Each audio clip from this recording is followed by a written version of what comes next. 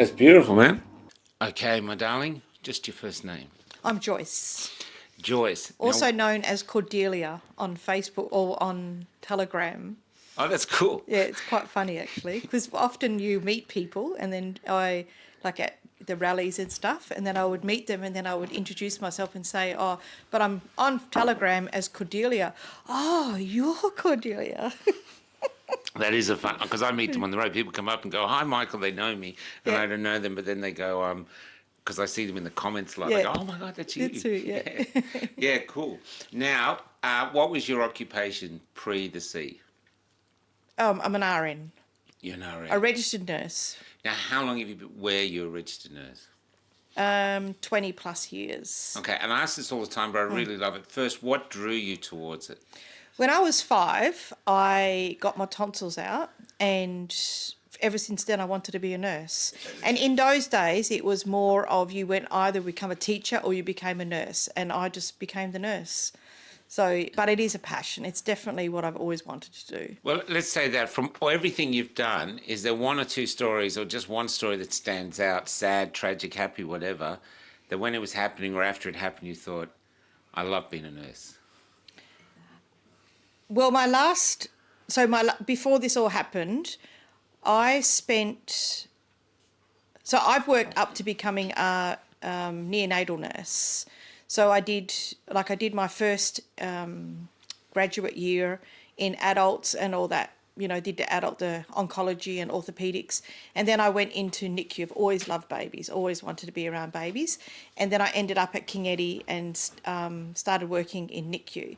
From there, I actually went overseas and then I did community nursing with kids and then NICU as well. So I did both in the hospital setting or at home. And yeah, so it was babies are my thing. So then I ended up down here and I ended up working in the nurseries attached to the maternity hospital, like in the maternity ward. And Bunbury is, I don't know if we want placement, but Bunbury is the centre for not special needs, but unwell babies or unwell mums. Would get a lot of the kids that really needed a lot of care. But because it's all staffed here by midwives, they're not used to the NICU setting. So for me, it was like quite normal having babies sick and, you know how to deal with that. Probably the one that stands out the most for me was when I was in Canada and I took care of a little boy, very short, and he ended up passing away. And after a few months, he had some genetic conditions, and he was like very, very special to me. And I'm not flowing very well. You're beautiful. Just keep going. But so for me, it was always about the kids. Well, what was it about him that was special? He just became your kid. He was just... Wow. But I've had a few of them. So there's another one in Canada. So it transcends, I'm a nurse, I've got the... Yeah. Here's me with, my certificate. It transcends all that to I'm a human, I'm a caring human. Right. And this person needs care. So there was 2 kids in Canada. There was one boy that I looked after for a few years. He had a cardiac condition and developmentally and all that was behind. And then he came into my life as well. And he also has a cardiac condition as well. And those... they're quite special. Like cardiac kids, there's something very different about those kids as well. So he was a big deal. He was, you looked after him for a while and his death really, really affected me. But then I had a bunch of kids that all died, and that's why we ended up coming back to Australia because, it just felt like I should be near family again. So that actually was getting to you, that the amount of kids are injured and stuff? Or? But this is pre-COVID, so this is all... I had a bunch of kids that I was close to that, friends' kids died, and he came home at the same time when I adopted him as well. So it all sort of came in one sitting. So I just want to add this. When you're working on the dairies, right, up to how many hours a day can you work sometimes? 7 hours. 7? 7, 8, 9. Wow, so there's really long days. Yep, sometimes. And is it hard work, hard work? Yep, very hard work. Do you mind that? Yeah, better than being lazy. It's good. Now, you were born premature, 24 weeks, according to your mother, 24 weeks, and you couldn't speak. No, I couldn't. So they had to incubate you. So, Couldn't breathe, so they had to intubate. so you couldn't breathe. Couldn't breathe.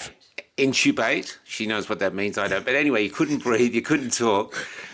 And so you learned to talk through your brother. Yeah. But what was learning to talk like? Can you remember when you first started speaking, what it was like to be able to communicate? Trying to get the words out. Yeah. What was that like? A bit weird. Yeah. Frustrating. Frustrating.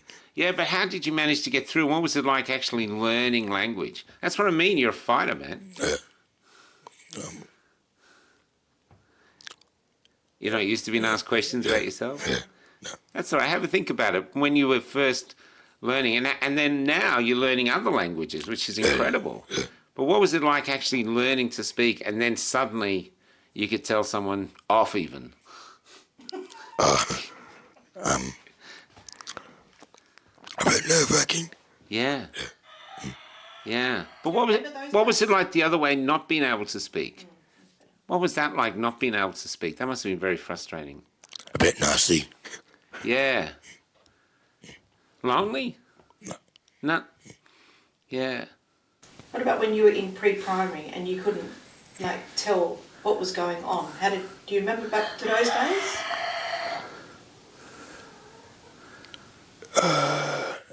So what was school like? School like with the problem of not being able to speak properly. What year were you in when you finally be able to speak properly? On my homeschooling. He started talking when I started homeschooling. Oh, so you did schooling. You couldn't talk in school. I couldn't. What was that like? You can't speak in school. I tried, but You try. no, I couldn't. That must have been frustrating, man. Yeah, it is. Yeah. Yeah. You must have wanted to scream. Yeah. So how do you, if you can't speak, how do you build relationships with people you can't speak? Because it's more... Honestly, I'm actually sign language. Oh, you use sign language? Yeah, instead. Yeah, so you learned sign language before you learned how to speak? Yeah. Wow. And then your mum taught you how to speak when she did homeschooling? Yeah. And now she can't shut you up. No, she can't. Okay, the boys have gone off to work. Let's first talk about the guy that worked at McDonald's. What's his name again? Ryan. Ryan. So let's talk So about Ryan.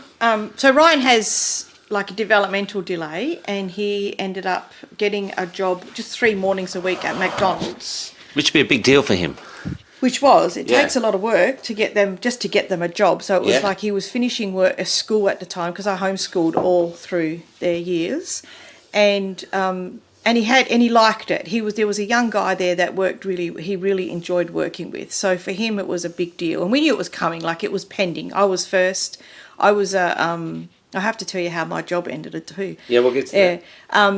I was first, knowing that it was going to happen, and then at the end of the year, he was the next. So he was December, and basically they just stopped giving him shifts. So he was working 3 mornings a week, and suddenly that just ended. And of course, if you haven't worked for a period of time, they just drop you off their list. So it's hard, especially for him who doesn't cope emotionally with things. Well, he wants to be right? wanted. He wants to Exactly be right. included He in wants to society. work, yeah. And now he's excluded Exactly right. because yeah. he didn't take a jab, and McDonald's is suddenly caring for his health. Yeah, well, Macca's is Yeah. suddenly caring for everybody's health.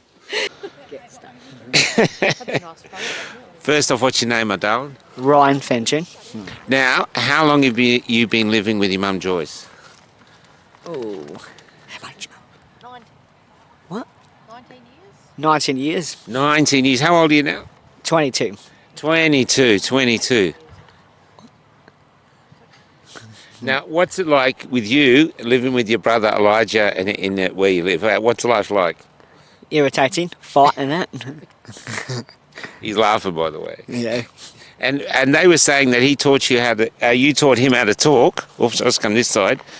You taught him how to talk because he just wanted to tell you to shut up. Yeah, probably. And you got sacked from McDonald's, I hear, because you wouldn't take the juice. Jab. Yep. Little meanies. Yeah. How long were you working at Macca's? Oh, how much, you, Mum? 6 months. Oh, 6 months. So were you enjoying it? Yeah. What did you enjoy about it? Making chips and hash browns. So here you are, and you've got your whole life ahead of you now. Yeah. Now, to me, that'd be scary. Yeah, it is. Yeah, it is. And stuff, and you've got all these, the world's a bit crazy at the moment. What are your thoughts? Have you put any thoughts into AI? No. No, you're not bothered by it. Yeah. But that was the hard thing, was giving up. Like that young guy that he was working with, he really enjoyed, and for him, he's always about people. So what was it? How did he handle it after that? How was that period after that? Was he depressed, or did he just take it in his stride? I can't even remember. He wasn't happy at all. Like, it was hard work. Like, he needs to be occupied. Yeah. And if he's not occupied, he's hard work. So it was probably more a problem for me than it was for him. Yeah. So he ended up doing, I think in that period of time, if I remember rightly, there was a nice guy he was doing renovations, and then Rai would go with him to work, and for 1 day a week, and then he would just become a sort of a trades assistant or something for that 1 day a cool. week. So that he's done lots of things like that sort of stuff. But then I think it was about July, so it would have been a few months that he was out of work. And then June of that year, he ended up getting a job on a dairy. And yeah, from then on, he's been dairy work ever since. So he's working on 2 dairies. Now currently he's on 2 dairies. So he milks 1 in the morning, 1 in the afternoon. No, it's all he's casual everywhere. So he's got sort of set shifts in the second dairy where he's going now. It's sort of set shifts, and then he picks up extra, and then the other one is kind of all over the place. Yeah. So, but yeah, it's So even though the state has kicked him out because he wouldn't play ball, he's still got himself back together now. He's got all these issues against him, but he still wants to work, and he's working. Totally does. Yeah. He's also part of a therapy team as well. So in Bunbury, they've got Just the microphone, if you want. oh, sorry. In Bunbury, they've got a cafe. So they worked them up. They had a little cafe first for just them, and they've worked it up bit by bit. So now he's sort of getting used to working in an actual cafe. So he does that 1 day a week. So he's got like the clean stuff and then the dirty stuff. So it's a bit of a drama in that sense of clean clothes, and whereas you got to work, you see how he is, right? Yeah. He's all quite messy and stuff. So. How long have you two been together? When did you two meet as foster mum and foster son? Foster mum and foster son. So how old were you? I think I was 5. 5. So when you met at 5, you couldn't speak? No, I couldn't. So you're just doing sign language? The sign language. Didn't eat. Didn't eat. So how you've got to use the mic if you're doing. You got to share it. No, you got to share it. Okay. But how? So you couldn't speak? Couldn't speak, couldn't eat. He was tube fed. You were tube fed? Yeah, because he lived in an institution, so he didn't have a normal like family life, right? So really, he didn't eat either. Right, and there was lots of other issues which we won't put on public. Yeah, that's cool. That's cool. So teaching him how to speak, how did you do that? Or how did she do that, Elijah? You tell us. How did she get you to speak? She yelled. She yelled. Is that one of the secrets you didn't want to disclose? No, it wasn't that one, but yeah. Yeah. What's it like? It was family life, right? It was being in the same family with the same, there's something really special about when you've got kids in foster care and you take them home and then you never have to give them away again.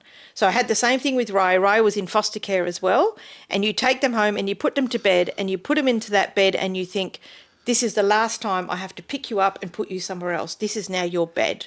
This is your home. Yeah, but something about the bed I find. Okay. So for me, it was like when he was in an institution, right? Yeah. So in the morning, he would get up in the morning. It would be a different person. At 2:00, it would change. You'd get another person, and then at night you'd go to bed, and the next morning it would be a different person again. Do you remember that? Yeah. What was that like? A bit awful. Really? In what way? There's no mum to look after, no. Yeah, so you had no family. You were just Just me. Yeah. Wow. That's tough. It is. That's tough. Yeah. Probably doesn't even realise the effect, but the attachment issues are big. Yeah. Really major attachment issues. Yeah. But he wouldn't probably be able to verbalise that really. But Yeah. that's it is. It's a big deal. Yeah. So you get here. You don't know how to speak. You got it. You're eating with a tube, Yeah. which sounds disgusting. No offence. Yeah, it is. So how do you go about learning how to eat? Before I know you got yelled at. That's how you learned to speak. But how about learning how to eat? What was that like?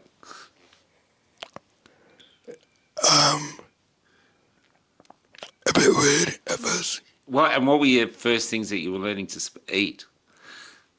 Like pick up a fork and Yeah, but food was like soft food, like ice cream and stuff. it's or- like soft food and that.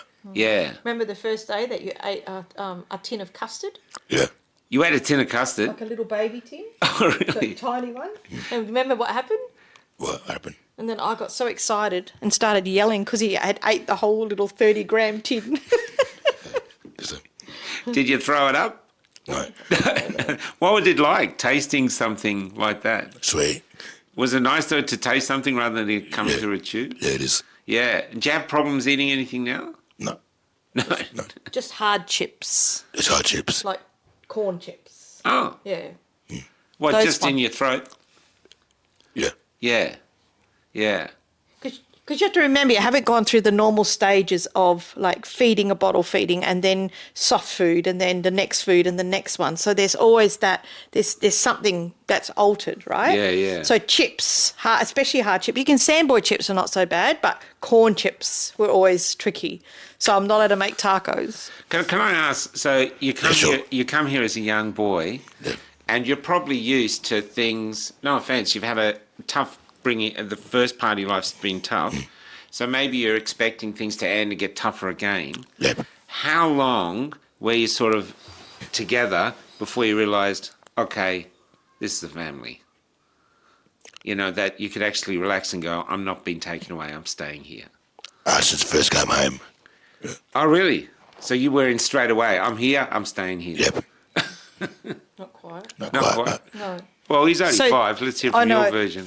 So for the first 5 months, first 3 months, because he was in an institution, they didn't want to give up that place. They didn't know that I was going to be committed. Yeah. So every weekend he would come, and then I'd have to send him back again on the Monday. Ah, what was that like, being sent back? Do you remember that? Give him the mic. Do you remember that? So you'd stay here on the weekend, and then yeah. you'd have to go back to Well, it was the other Armadale, place. but yeah. What was that like going back? Did you prefer to stay here, or did you want to go back? I first day, yeah. Okay. Actually, I do remember stuff like the first car that we got was on Stella Quarter. Yeah, that's the first car that we got. Yeah. Yeah. You'll remember the cars, not the feelings. You'll remember the cars. What was the next car? The Subaru Forester. Subaru Forester. And then the next car. Wait till they come in. No, Okay. Oh, this one. Toyota Camry? no, they've been the Ford Laser. You had the Ford Laser, yeah. Actually, before we go back there, how about learning to drive? Was that hard getting your license? Except I got Lelling. She got what? He got her yelling. Turn lights on! What'd she say? Yeah, turn lights on! So where did you get your license? Up north. Oh, I'm north. Yep. First time? First time. First time? Yep. Wow, it took me 3 goes. Yeah. Yeah. Wow. Okay. But there's no stop signs, there's no traffic, you're just out in the bush. That helps. Yes, love it. No cameras. No cameras. Sounds good. That's good. So the guy had to pretend, right? Like, and say, here we are at the stop sign or something. And he wasn't really wanting to give him the license, but he couldn't find a reason not to. And it was way easier than doing it here anyway. Not that I did it for that reason, but it's very convenient. Okay, I'm just going to reach across to your mum. That's good. Tell us the story of Elijah. Elijah? Of how he came into your life. Ryan or Elijah? Oh, Ryan, sorry. Yeah, sorry. Ryan, Hard to tell them apart. Ryan came into the nursery where I was working when he was 3 weeks of age. He had heart problems, like heart failure. He was in heart failure. Then he went into foster care from somebody in my church. And then she wasn't doing so well, so I started the process of becoming a respite parent. Don't kick it. And then from that point, he started to come to me for like weekends, every so often, every few weeks. And then when he was 2.5, he became available for adoption, and that's when I adopted him. It took me 6 months though to decide, because I knew I was never giving him a father, so you couldn't go into it thinking you were going to get married. And then he came home to me when he was 4. Oh, so he adopted 2, but it took 2 more years before you could bring him home. When he was, hang on a second, I've got to get the numbers right. 2.5 years was when I decided, and then it was another 1.5 years, I believe. Maybe I got my dates wrong. Maybe he was 3.5. Yeah. And is he as much trouble to be with as he appears? Absolutely. Totally. He's actually getting a bit better, but those first months were pretty crazy. Why were they crazy? Is it just acclimatising to new life? Well, I was an independent working, person, and suddenly you had a child like dependent on you. And I'm a big believer in if you're going to adopt, that you closet the kids, right? And that you basically close all the doors, and because you want bonding, right? Yeah. So all of a sudden I was like outside all the time, and now suddenly we were just indoors, and the two of us, and yeah, he had his share of issues. So yeah, it's a lot of work. Did the bonding work? That closet bonding work thing? I don't know. Is it working? Yeah. Yeah, why not?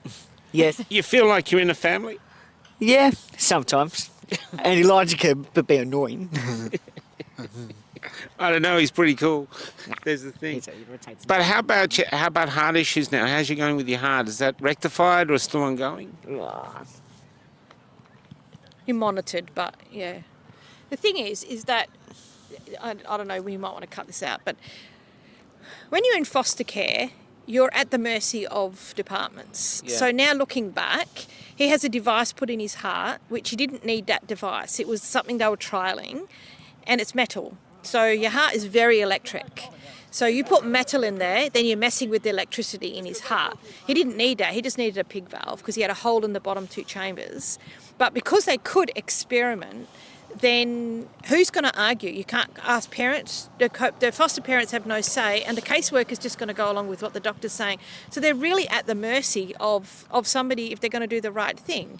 And I did when we came here, and then I talked to the cardiologist, he acknowledged, and that was obviously a different cardiologist, that yes, this device was not necessarily the right one to be putting into this kid. He didn't need it. He could have just had a pig valve. So they're experimenting on orphans. They are. Yeah. It's horrible, isn't it? And I mean, he's fine, like as in like long, but how do you know long term? I mean, he's got a metal device in his heart now, right? So, and he could very well have just done a pig valve, which is closer to our tissue. So yeah, there's those things you don't like realise until like later, and it's like yeah, but I couldn't change it because like I wasn't his mum anyway. So you're part robot, really. Yeah, probably. How about life though? You seem pretty happy with your life. Yeah, sometimes. So here you are. You got a boy. Didn't learn to speak until you were quite old. Now you're doing TAFE. What are you doing in TAFE? It's a Rollins Rangers program. Yeah. Ranger program. To be a ranger? Yeah. Oh, wow. And you got any particular park you're interested in? First aid. First aid, yeah. Because I've interviewed some rangers. Up north, there's loads of them. You know, some in the bungles and stuff like this. And, yeah, it's a cool job. Is that something you're interested in being a ranger? Yeah. Why are you interested in being a ranger? I'm not sure. Yeah. You live outdoors? Yeah. Yeah. So you think you'd prefer a life where you were using your hands and outdoors than being in an office on a computer? Yeah. Yeah. what about your other TAFE courses? You doing other TAFE courses? Yeah. What else are you doing? I did welding. Oh, you do welding? Cool, yeah. You'd use that as a ranger? No. Oh, you might. Would you use it as a ranger? No, not really. You're doing, what are you doing? So what are you using welding for? You want to get a job in the welders, or you enjoy the art of it? A lot of artists. I did art of it. Oh, you do art with it? They've heard I made some mistakes. Yeah, of course. Yeah, finna get good at it. Yeah. So what are you making? Oh, I got some things. So we're looking here. If you want to hold these things up, If you want to hold these things up that you've done. So this is learning how to weld. Yep. Yeah. And that one too. Yep, that one as well. What have you done with this one? So, it's a good sketch him out, but one time I make these 2 pieces bend. Okay. Oh, so you've bent that yourself? No, we did with the Doxy. Yeah. So burn it. Yeah. So but heat it up and then bend it to Yeah. where you want. Yep. So learning metalwork. Yeah. And you want to be a diesel mechanic. Yeah. Why do you want to be a diesel mechanic? Because I want to fix my old car. Okay. Yeah. Handy thing to be, a diesel mechanic. Yeah. We have a great friend who does it. How about for you? You've got you got the 2 boys now. When Elijah was the second one to join, when did you sense, hey, we're a family here? Was it once you stopped going back to the institution, or was there a moment where, is this happening? I've never been in a foster parent situation. In a sense, it's a gradual thing. Yeah, so I can those get first that. 2 months were just awful because he did go through a period of time where he didn't want to leave, right? And Yeah. so the first day after he grabbed Ryan and he wouldn't let go. And because he didn't walk either till he was over 3, his You didn't arms walk until you really were over strong. 3. So his arms were really strong, and then he grabbed Ryan and he wouldn't let go of Ryan. Well, you can imagine this. It's quite big still, and Yeah. he would not let go of Ryan. And Ryan's tiny. And Ryan's tiny, right? So we had to kind of peel him off and told Ryan to run for the door because we weren't able to take him. And then this went on for like a few weeks, and then he went through a period where he almost like didn't care, but he I think he cared so deeply, but it was like, well, you're just going to dump me here anyway, so I guess I'm just going to have to put up with it. Yeah. But those first few times he was just in tears. And then the day he came home was the 6th of May or April, 6th of April. Did you know then, when you finally came on the 6th, that you were staying? Yeah. What was that like? Full of joy. Oh, really? Yeah, because you knew this was it. You were home. Yeah, wow, man. And they wanted to have a party, so they Yeah. kept trying to take him back in. Like he just wanted to sit in the car. He's in the front seat of the car, and he didn't want to get out of the car. And then people were like, "Oh no!" All the nurses were up there, want to say goodbye, and he just didn't want to. And then he gets in this room with all these people, and he made sure he stood between the door and them because he wanted out. He was out. He There's was no way. going, you know. Yeah. Yeah. Wow. And how did your life change? Being, I know, not putting down the institution, but how did your life change growing in an institution and actually being in a home environment? What was the difference? Well, the institution is like I want to go a prison. A prison. Oh, so you felt like you were in a prison from a baby. He couldn't get out because the doors were Couldn't. locked. And then being in child protection is another form of prison. Yeah. So now you're out for how long? How long have you been out for? Year and a half? And he's like a free man, right? And you can see the difference. Yeah. Isn't it? Hey? So he's been back into institutions for something? No. But being under care of protection, Yep. you've got caseworkers coming in and out of your Oh, house. so caseworkers So are they constantly all coming tell here. you how to run your life and all that kind of stuff. And now he's they've gone because he's 18. because he's 18. So they don't care anymore. He doesn't care anymore. So he doesn't care anymore. And they So now you're free. They tried to get him to be under some institution for, what do they call that? Home stretch. And they tried, and he refused, just kept refusing. You don't want to comply. So they were trying to get you into some sort of program or something else. You didn't want to. There's some organisation. Yeah. And what would you have to do if you were under them? Also, I won't do it. Yeah. So you want to be your own man. Enough. Yeah. Oh, I know. Yeah. Wow. Because it's a revolving door, right? Yeah, I get it. They have control over your life. Yeah. But they don't know you. They don't have anything to do with you except for, like I've had somebody come in here in that COVID days. He come in here with a mask over his face. He did his whole history, had all his story, all on paper. And then he leaves, and thankfully I had cookies. So at least while he was eating, I could see his face. But otherwise, there's a faceless person out there that knows his whole history.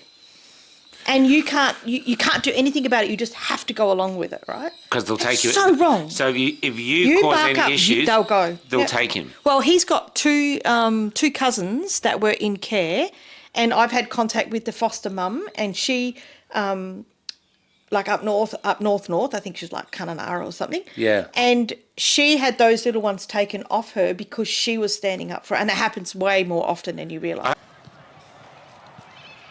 Oh yeah, it's good he's wearing his orange, and orange is his favourite colour. So before you could speak, you had a talking machine. Yeah. So that's like an iPad or something, and you pick the words. Yeah.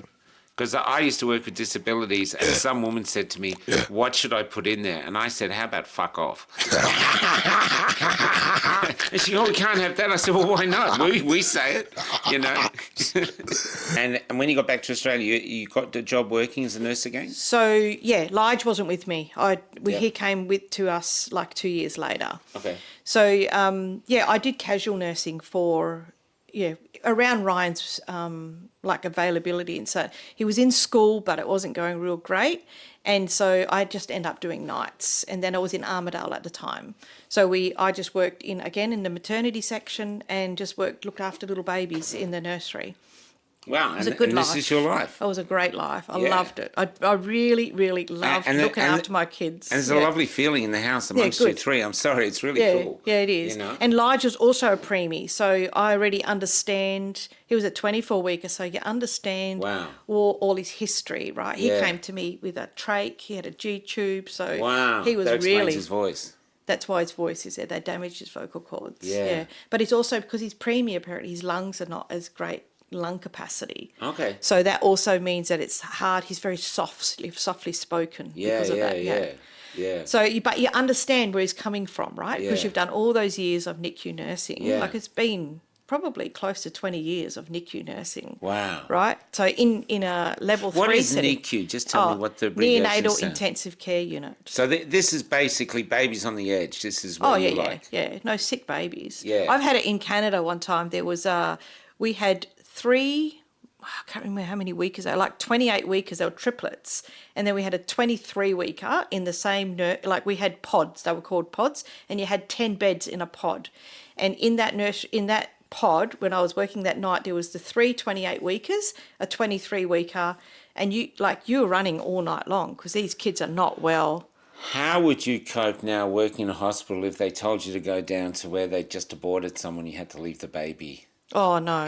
in a- Can't do that. No. I can't do that What at are your all. thoughts on that? Oh, it's totally wrong. Yeah. Why is it wrong? Because it's a life. It's a human. It's not a bunch of cells, if what they want to call it.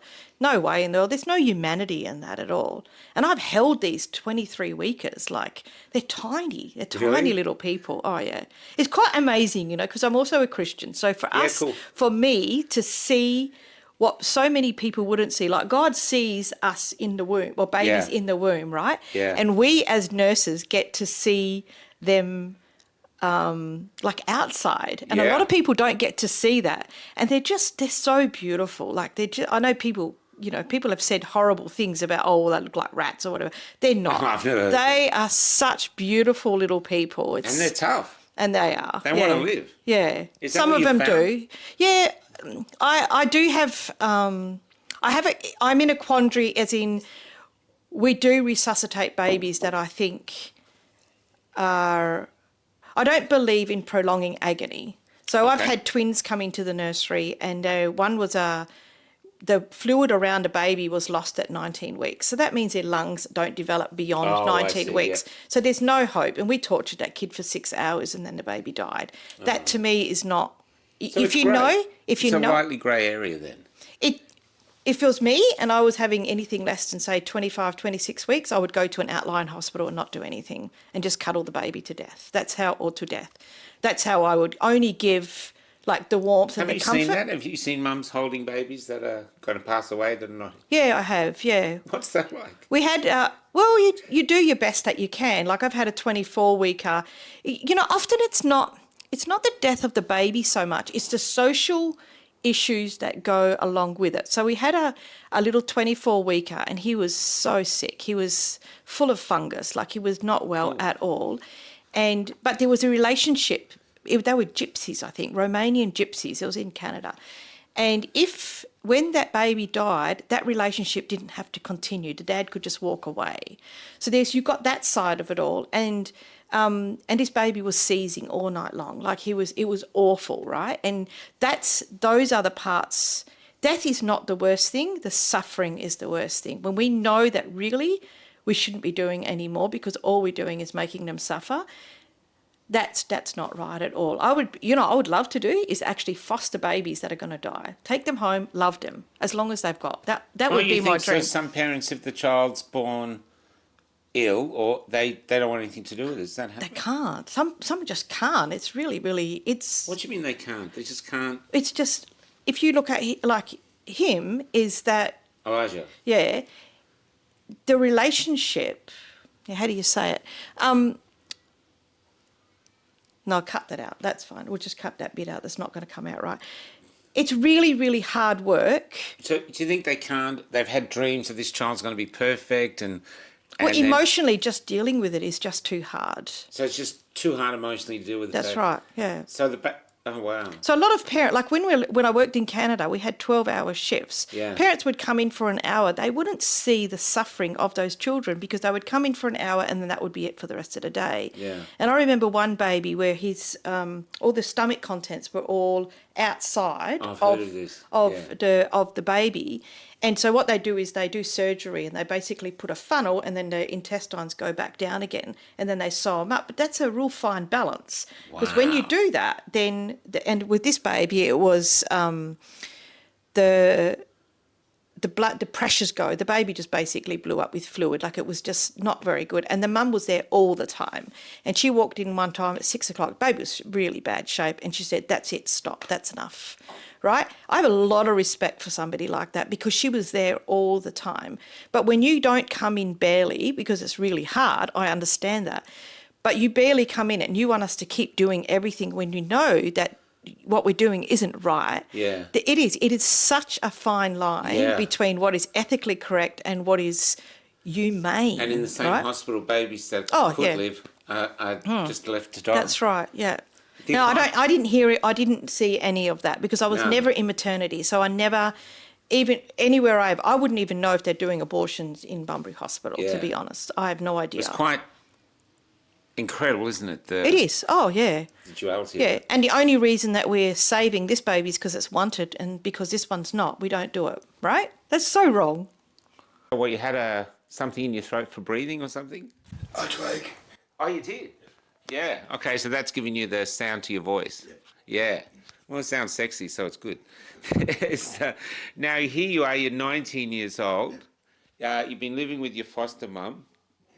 What do you think of the current state of the world that you're moving into now as a young man? I think it's scary. Oh, it's scary. What's scary about it? I might get bribed or coerced and bribed. Yeah, oh, really? So you're not trusting of those around you. And are you single at the moment? Yeah, single. Ah, so and you interested in meeting someone? Yeah. Oh, cool. And if you had a choice for a life, I mean, there's a big world to travel. Would you like to travel the world, or would you like to meet someone, settle down, have a few kids? No, I like to. I think Mum made she go to Holland and go to Germany. Then go to the Autobahn. Oh, you've done that? No, I haven't. Oh, you'd like to go on the Autobahn? Because you'd like to go at super fast? I got no cameras. You got no what? No cameras? No cameras. So this is your life. You've got two young men that you're looking after. You know that need help. Yep, that's right. So you're looking after them. And when you got back to Australia, you got the job working as a nurse again? So, yeah, Lige wasn't with me. He came to us like 2 years later. Okay. So, I did casual nursing for, around Ryan's availability. And so he was in school, but it wasn't going real great. And so I just ended up doing nights. And then I was in Armidale at the time. So I just worked in the maternity section and just looked after little babies in the nursery. Wow, was a good and life. this is your life. It was a great life. I Yeah. loved it. I really, really loved looking after my kids. And there's a lovely feeling in the house amongst you good. three. I'm sorry, it's really Yeah, cool. yeah, it is. You know? And Lige's also a preemie, so I already understand. He was a 24-weeker, so you understand Wow. all his history, right? He Yeah. came to me with a trach, he had a G-tube, so Wow, he was that explains really... his voice. That's why his voice is there. They damaged his vocal cords. Yeah. But it's also because he's preemie, apparently his lungs are not as great lung capacity. Okay. So that also means that it's hard. He's very softly spoken Yeah, because of that. yeah. So, but you understand where he's coming from, right? Because Yeah. you've done all those years of NICU nursing. Yeah. Like it's been probably close to 20 years of NICU nursing. Wow. Right? So in a level 3 What is setting. NICU? Just tell me what the abbreviation Neonatal stands. intensive care unit. So this is basically babies on the edge. This is what Oh, you yeah, like. yeah. No, sick babies. Yeah. I've had it in Canada one time. There was, we had 3, I can't remember how many weekers they were, like 28 weekers, they were triplets. And then we had a 23 weeker in the same, like we had pods, they were called pods, and you had 10 beds in a pod. And in that pod, when I was working that night, there was the 3 28 weekers, a 23 weeker, and you were running all night long because these kids are not well. How would you cope now working in a hospital if they told you to go down to where they just aborted someone, you had to leave the baby? Oh, no. in a- Can't do that. No. I can't do that What at are your all. thoughts on that? Oh, it's totally wrong. Yeah. Why is it wrong? Because it's a life. It's a human. It's not a bunch of cells, if what they want to call it. No way in the world. There's no humanity in that at all. And I've held these 23 weekers, like they're tiny. They're tiny Really? little people. Oh yeah. It's quite amazing, because I'm also a Christian. So for us, cool. for me to see what so many people wouldn't see, like God sees us in the womb, or babies Yeah. in the womb, right? Yeah. And we as nurses get to see them like outside, and a Yeah. lot of people don't get to see that, and they're so beautiful. Like I know people, people have said horrible things about, oh, they look like rats or whatever. They're not. I've never heard They are such beautiful little people. And they're tough. And they are. They want to live. Yeah. Is that Some what of you them found? do. Yeah. I do have, I'm in a quandary, as in we do resuscitate babies that I think are, I don't believe in prolonging agony.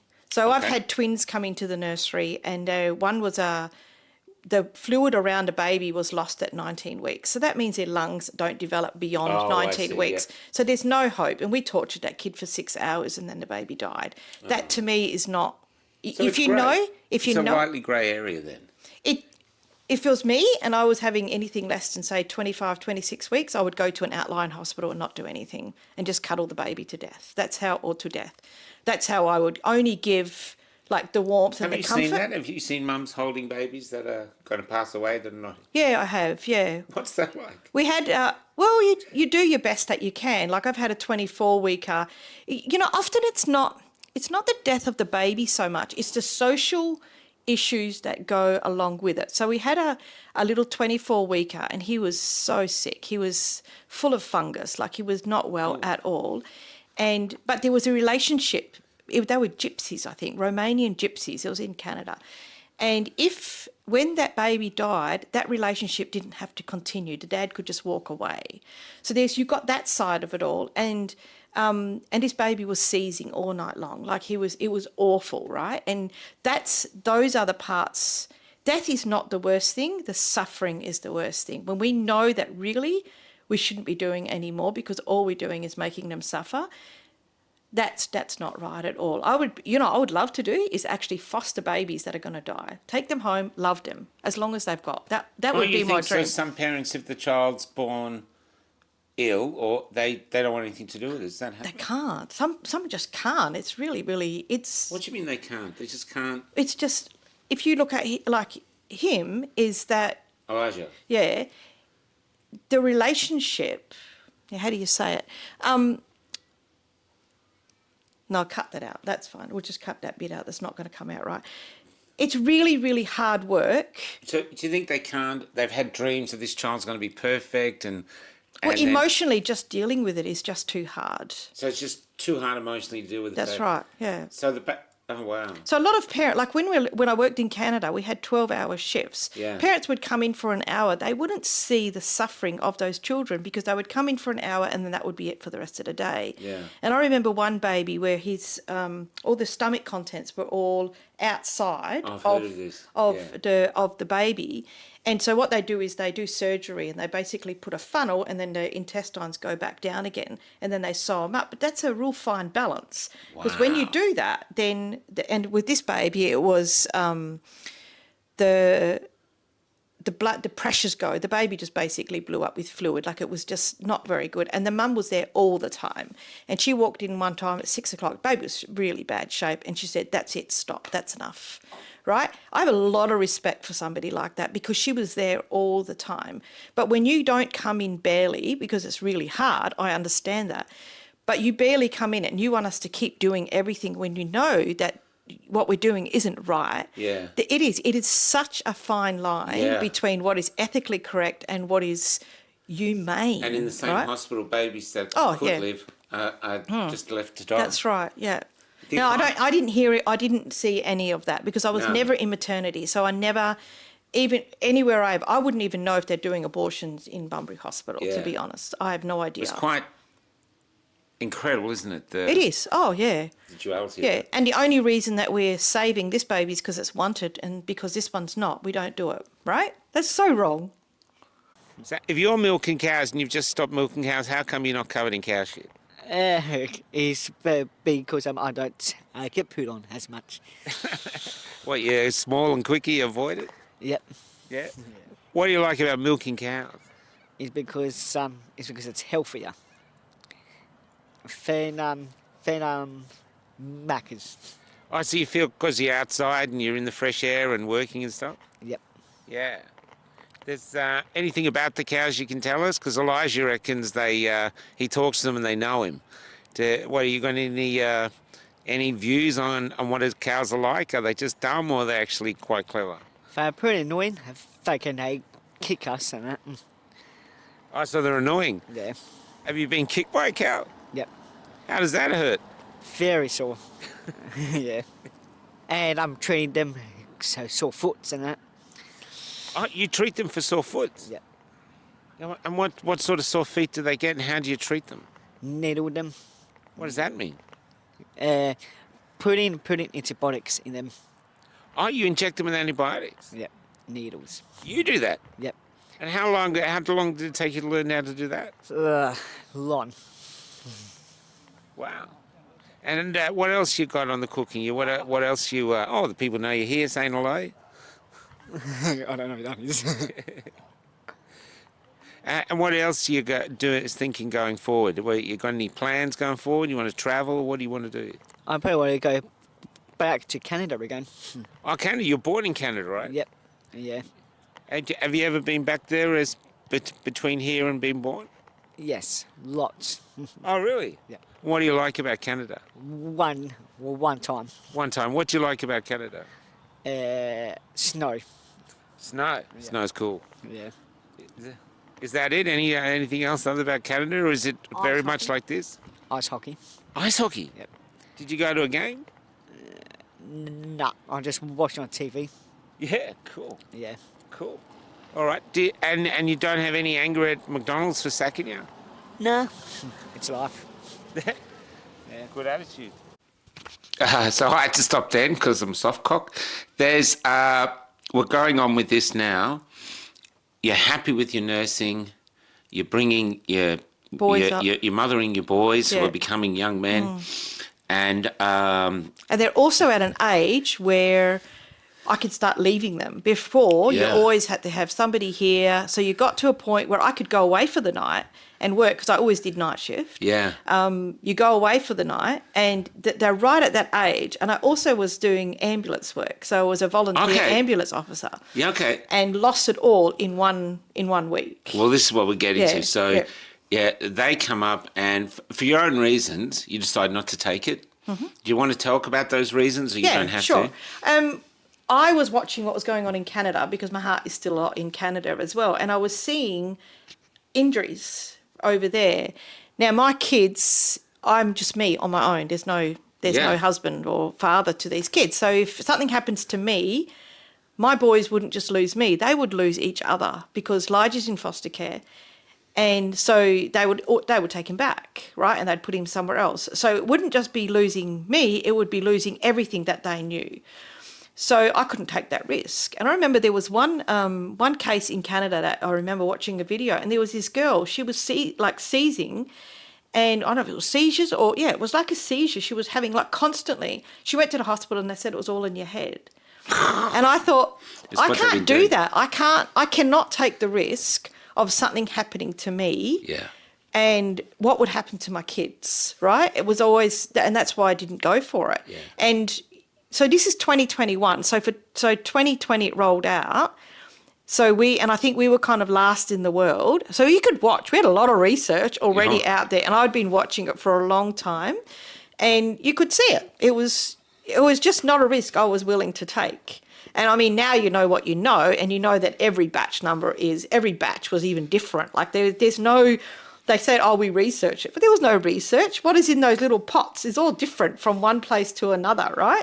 So there was just, I couldn't do that. I can't do that to the kids. And my boys both have medical issues. So, or historically, Rye's got a heart condition. Lige was a 24-weeker. So there was no way that they were going to go anywhere near it either. So, that was the end of it. So I was a volley as well. And in 1 week, I lost both of them. Wow. Both of it, yeah. Did you get that email, gross misconduct?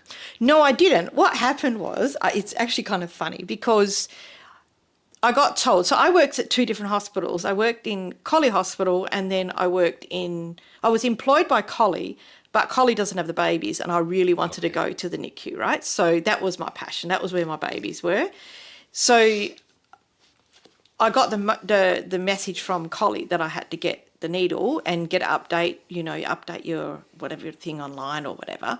And I don't even know if I replied. I probably didn't even reply, but I just kept working at Bunbury Hospital.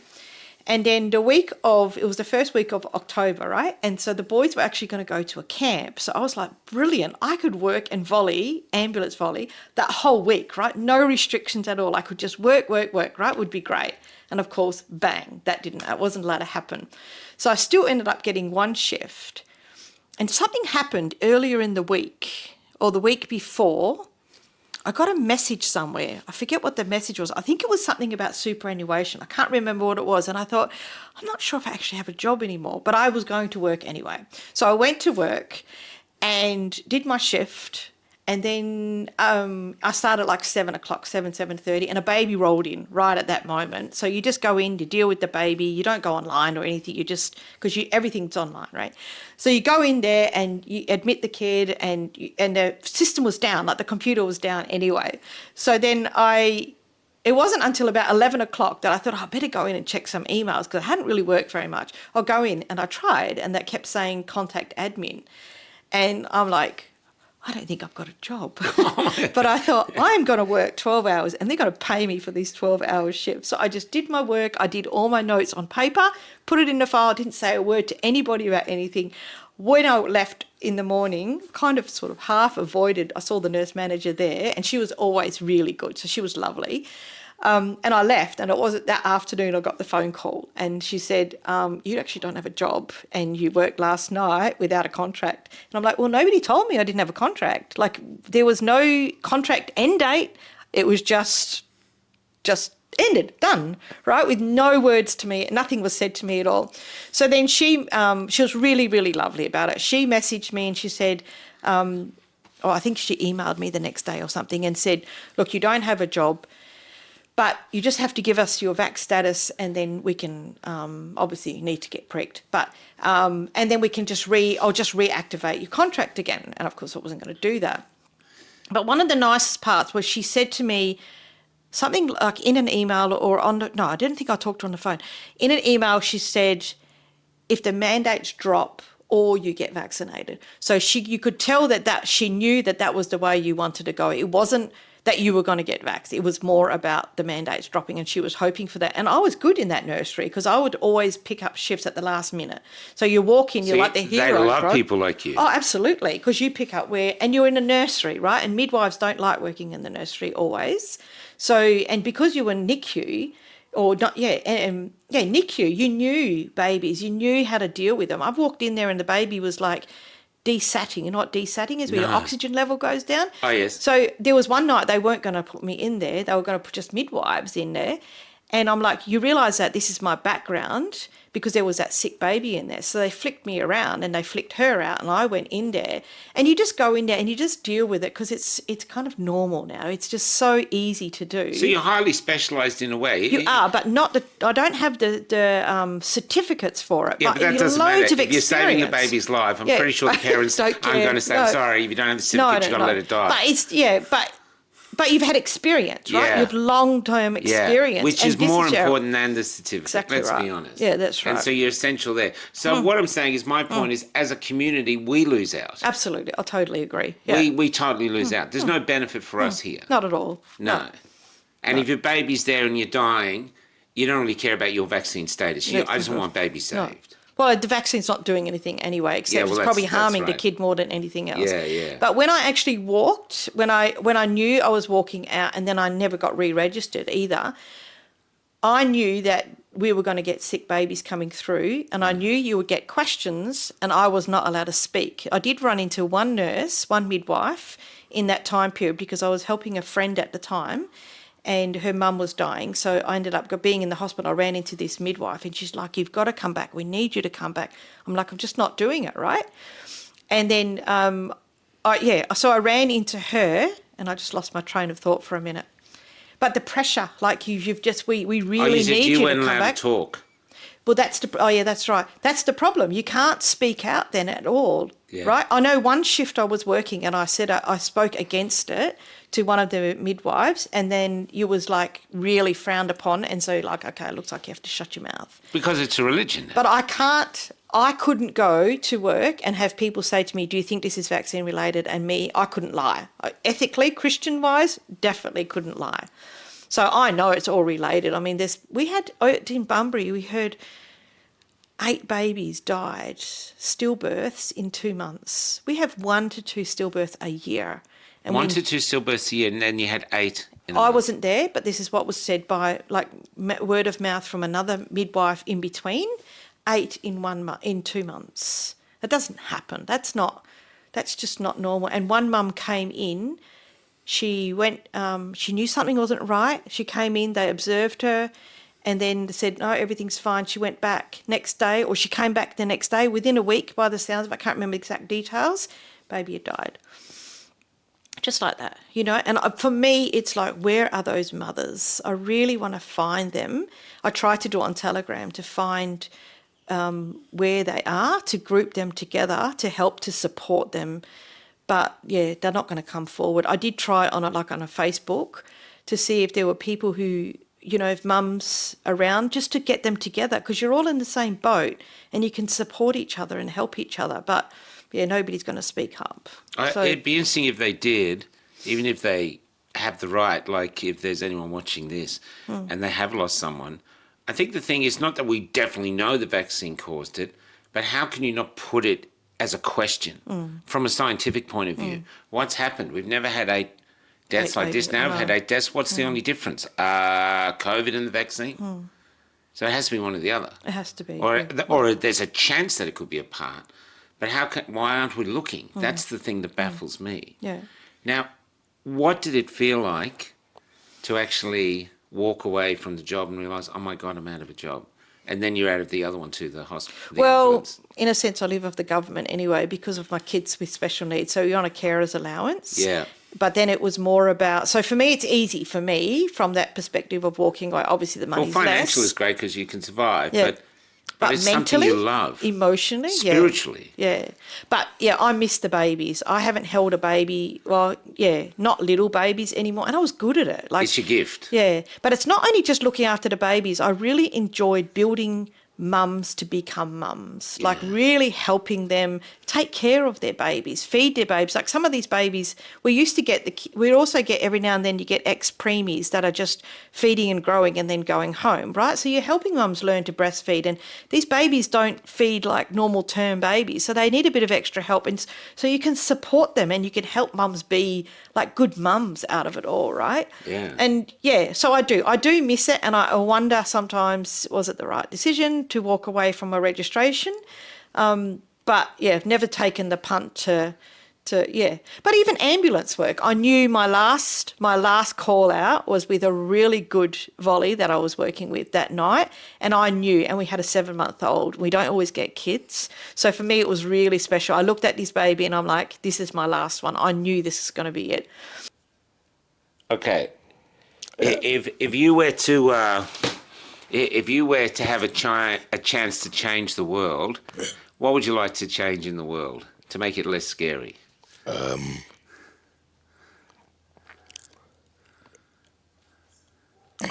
the transgender people.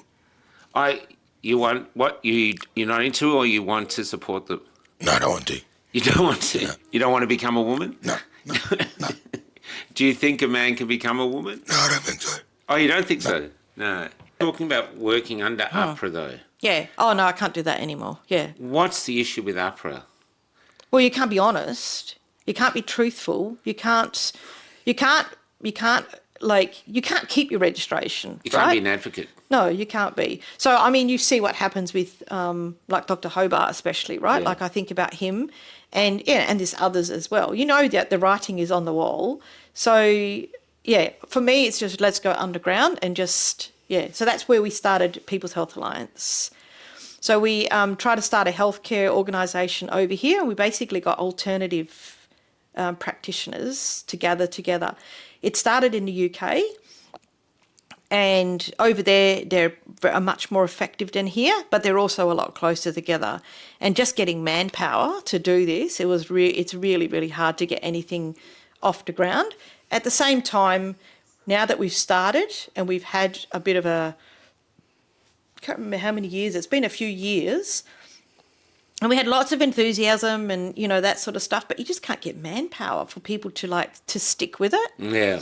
So, but in the meantime, we still do have contacts. Like that's really good, is that you've got your contacts, and every now and then people will phone and say, hey, I've got this and this and this. And then I can say, well, I know this person, I know that person, you know, maybe look into this. I'm getting into homeopathy now. So, you know, there's alternatives out there. You don't have to go that route. Why do you think AHPRA is so determined to silence health workers? Because wouldn't you think, as a registered nurse, very experienced, you're basically at the front line between life and death. Wouldn't you think that we'd want you to talk? Because if you saw something that wasn't making sense, you're the one to call it out. Yeah, but they're an arm of government, right? Well, they don't work for the government, but they are this. But what I'm saying, what's their point? Is it just to protect Big Pharma's products? Is it just they want to change the culture of medicine? Because we've met other doctors now, like Dr. Oosterhouse got his registration back, but he won't work under AHPRA. Oh, okay, I didn't know he'd back. That's yeah, great. They won't do it. There's other doctors I've met, they will not, nurses, won't work under AHPRA. No. This is a huge thing as a community we've got to talk about, because I go around meeting all these incredible healers, and you're not healing. No. We're losing out. Yeah, but we are on Yeah, side. but we're losing out in the system because you're not there. I And know. you work under AHPRA, and I can't find one good thing that AHPRA does. No. Well, yeah. So I just think everyone's done the same thing, right? Like, and to acknowledge it now, it's just, I mean, even my kid's GP, he wanted the boys jabbed as well, and it wasn't happening. We're not going to. So we hardly go to the GP anymore. Oh, here comes Large. We just don't go anymore to, don't make a noise. That's all right. Okay. We just don't go anymore to the GP. So, Wow. yeah. Lucky you're a nurse. Well, yeah, to a certain extent. Is that Lighton okay? Yeah, that's right. Yeah. I had to go because I got ingrown toenails, but Yeah. but it took a long time. It took me 3 months to get there, right? So, but it's a trust thing now. But I don't mind, like, I'll go back to that GP. I do like him for everything apart from this. And Well, I hope that he one day can see it and does understand it. But even when I went for this, there's a the GP, I went to a different one. He doesn't believe in any of the natural stuff, right? So borax for arthritis, or, you know, homeopathy for diabetes, or oil of oregano So he's a for... good company man. But he was okay. Like, he joked around a little bit. Yeah. But you just have to go out there and just, you know, drop little crumbs. And if they want to take them, they do. And if they don't, they don't. Now, okay, so I was in Broome, and an Indigenous lady spoke to me. She was a grandmother. She'd had her 2 grandchildren living with her grandchildren. She was still fosters, but they were her grandchildren. And she didn't want to get them jabbed, and they came and took them away. And they took them away quite a way, and the young boy escaped and ran all the way back to her, screaming and crying, and they came and took him away again. Well, And you she hear said of- if she said anything, that she'd never see him again. That's what it was, a fear. Yeah, I know, it is. And you live with that fear. It keeps you awake in the middle of the night. Because you've had such a relationship with the kids and you know how hard it will be. It's okay. Like, I don't need, like, it's not my need that I'm trying to fulfill. It's their need. They need someone who's going to be around who knows them so well to help them launch into life. He needs a home. Well, of course he does, yeah. Yeah. But even at that, in foster care, at 15, they start working on leaving care. So they talk to them about getting onto the list for housing and obviously jobs and all this kind of stuff. And so I spent the years when he's 15 onwards saying, this is your home. You're not leaving this home. This door is always open for you. But otherwise, there's such an insecurity. They've already got such insecurity issues. So now let's bring in someone when they're 15 and start talking about housing. And it's like, well, so what, I've got to go somewhere? What am I? So thankfully, one of the other foster mums said that's what happened. And so I made sure that I started that conversation at there. This is home. You can stay here forever, however long, right? I don't want you going anywhere, but I mean, obviously you will one day, but it's not like I'm booting you out of the house at all, right? And is she really nasty to live with? And she yells a lot. Sometimes. How has your life changed from having a home and being out of that prison of the system? I feel like I'm free. You feel free. Yeah. So when you decided not to take it, and they were taking foster children away, well, how did you deal with the fear of that they might come and just take Elijah? If I didn't get orders, Run. hide in the bedroom. Yeah, you would have hid. So you weren't going to go? No. Yeah. Oh, no. No. The thing is, Elijah's got a really good sense of direction, so he would have found his way back, right? So no Would matter you? what... What? Would you have found your way back if they took you? Yeah. Well, you got to get him in the car first. He's pretty big. Yeah, I think he's pretty strong. Yeah. It's terrible, isn't it? Yeah. Quite awful. Yeah, it You is. think that you're living such an insecure life and you don't even have say over your own body. Yeah. And you don't even have say over your own life, especially for someone like him. Now, I want to ask you another question, but... You know, it's not filming. I don't think it is. Yeah, it is. Oh, it is. I'm going to ask you another question, but it doesn't have to be... you don't have to answer it if you want. But as your foster mother, how do you see her now? Do you call her mum, or do you call her auntie, or how do you see her? Who am I to you? A mum. A mum. Yeah. I think a mum that stands up for her kids. That's right. That's what mums do. Even love is hard, you know. What did you say? Even love's hard. Even love's hard. Love. Do I make your life hard? Is that what you mean? Sometimes. At least he's honest. And what do you see going forward? Does the world scare you, or are you looking forward to breaking out and, you know? How do you see the future? Yeah. Positive or negative? Negative. Oh, why negative? Either government decides to interfere. Yeah. Yep. Yeah. What are you going to do if they do? I'm not sure. Ask your mum. That's the best way. Yeah, come on, Mum. Come on, Mum. No, you'll have to answer the question. It's not my you. question. Probably go up to Elijah's family. Yeah. Yeah. Just don't say where they are. Somewhere in Freo. Somewhere in Freo, that's And it. can I say, have you got a girlfriend? Are you looking for one? Nah, never. I Why think not? girls What's are wrong with stubborn. girls? They're irritating. Wait till you get married, mate. He says they're overrated. Very honest. So you- in Aboriginal culture, yeah, all the mums' sisters are all your mums. yeah. So, and then all the children are your children. So I've Is never that how you birthed- think? That's culture. I'm a dad as well. Yeah. He's a dad as well. Yeah. Okay. How many kids you got? 3 or 4, 1, 2, 3, 4, 5, I think. 5. Yeah, 5. Not actual. No, not biological. No, I get it's it. like me. I've never birthed a child, but I've got 16 children that call me mum. Yeah, wow. Right? So you go up north and suddenly you're a mum to all these kids. So you It's kind great. of, instead of a house, you're kind of looking for a shoe, really.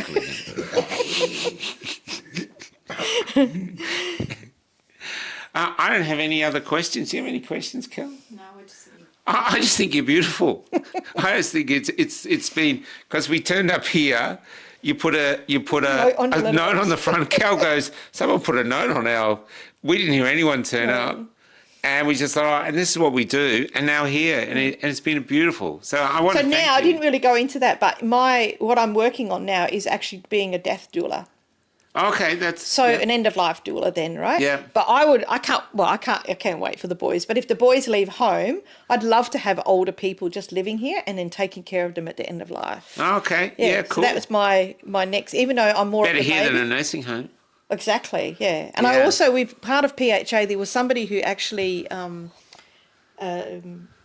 knew someone who got them out of the nursing home in the whole COVID era. You're cool. So we needed to find that model so that we know what we can do to help people get them out of the nursing homes.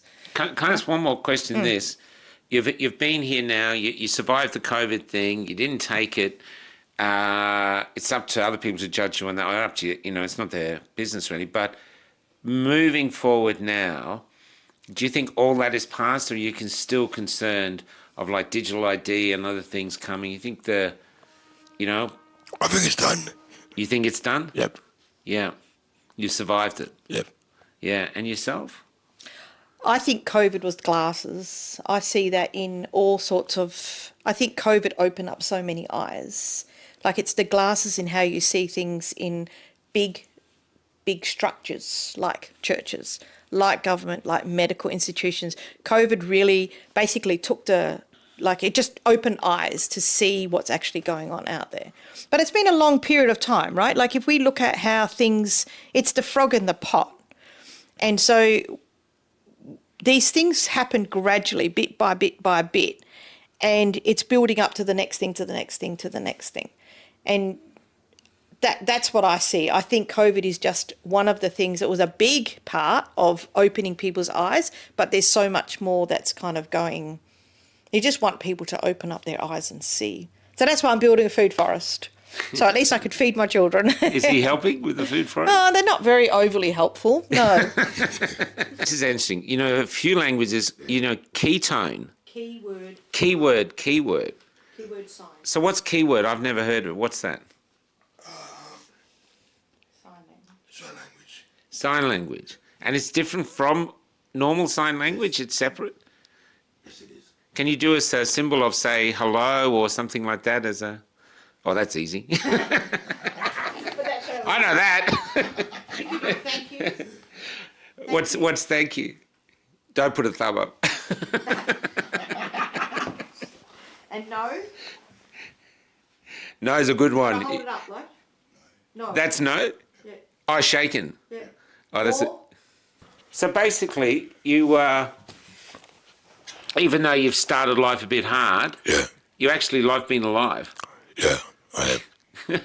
And you actually like living. Yeah. Yeah. Well, I wish you the best going forward. Yeah, thanks. The world's crazy, but like you said, you've got a religious belief that'll help. Yeah. Yeah, and hopefully meet a girl and pump out a lot of kids. What do you think of being a family man? A bit awful. Awful. Because up north one time his name was Ezekiel, Yep. his little brother, and first I'm holding him. It was a bit awkward because my dad was like this and this and this. And I almost dropped him. Oh, you almost dropped the kid. You didn't drop him, but you almost dropped him. Almost did. Yeah. Yeah. I said, hold that this, hold it this. Well, your mum's a prenatal nurse, so she can help, or a baby nurse, so she can help if you drop him. Just give it to her. Won't hold baby. Oh, you won't hold babies because of that. You're too scared you'll drop one. No, I don't. But up there, so that's how they do it. They all raise the kids together, right? Yeah. So when it's up north, you raise kids together. So, but yeah. Well, look, you won't drop them. I thought I'd be a crap father, and I was, but I know at least I never dropped the kids.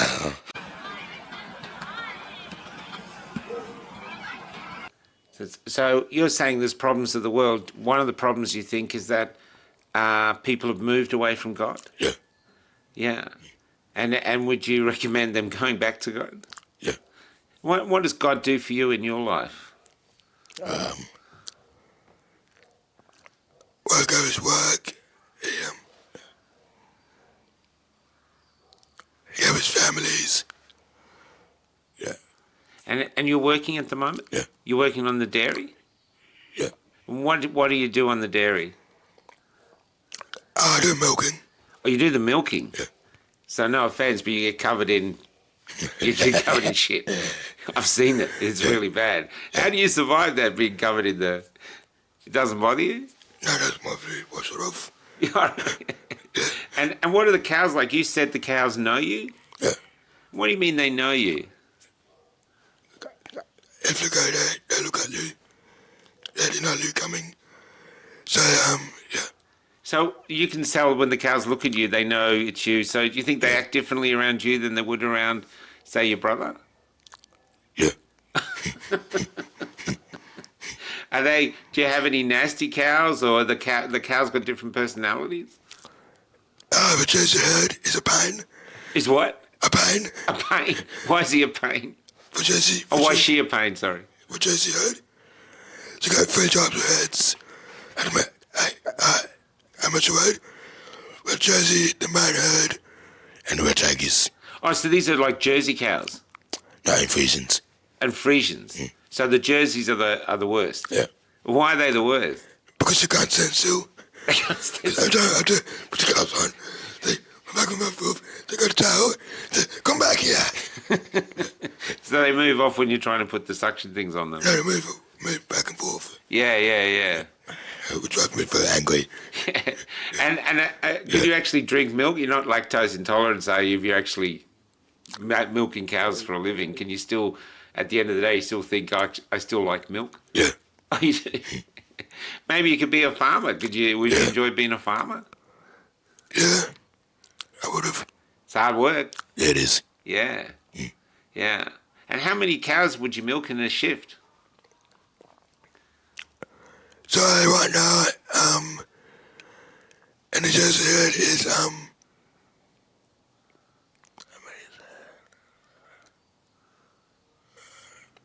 63. 63. Yeah, and the Jersey herd, Yeah. and then the mine herd is like 300. Yeah. And then, 300? Yeah. So you'd milk 300 or help milk 300 cows in a shift? no, there's how many like the cows are there. Oh, okay. So you already milk a certain thing. So you'd milk 60 cows in a shift. No, it's in total it's like 337 Yeah. in total. Yeah. But in the Jersey herd is 63 plus the bull. Yeah. Okay. Yeah, for them in the mine herd. That's a busy bull. Yeah. Yeah. In the mine herd, look at 337. Yeah. And the red jackets get like 20 Okay. when it's hot. Yeah. And tell us the story about what you said where you fell over into the stuff. I was I found out work. Said if you got I need a shed there. It's always walking inside, but I walk in the middle. Next thing I'll fall over. Don't tell me you landed in cow shit.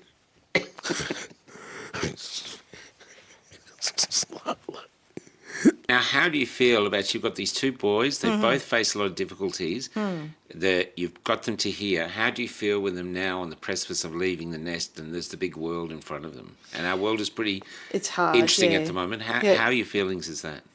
Well, I hope they're not going to go for a while, and he won't. They won't for a while. At least Rye won't for a long, long time. He's not leaving anywhere. You just, I think that this is a really amazing time for these young guys, right? They have to really question things. They have to think about things. They don't just take the narrative. Like Ryan would listen to the radio a lot. And so when the Ukraine war started and all that was going on, I said, you remember all this stuff about COVID? You know how it was all a big lie?